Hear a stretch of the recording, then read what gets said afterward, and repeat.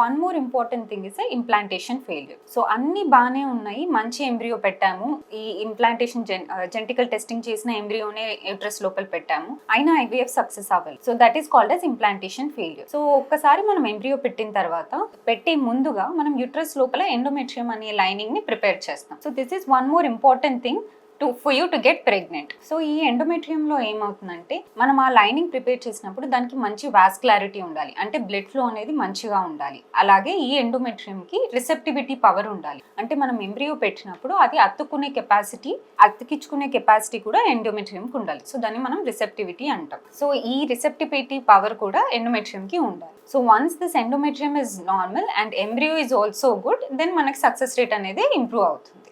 కానీ ఈ ఎంబ్రియో మనం పెట్టిన ఎంబ్రియో ఎండోమెట్రియంకి మధ్యలో there is a lot of cross talk ఉంటుంది అనమాట. సో మల్టిపుల్ మాలిక్యులర్ లెవెల్లో మల్టిపుల్ మెకానిజమ్స్ జరుగుతాయి.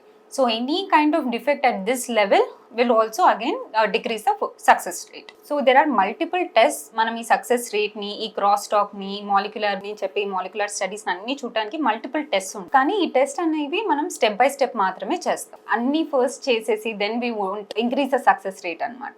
Okay. And also there is implantation failure. So అన్ని కరెక్ట్గా ఉన్నా కూడా మనం పెట్టిన ఎంబ్రియో అనేది ఇంప్లాంట్ అవ్వకపోతే మనకు ప్రెగ్నెన్సీ అనేది రాదు.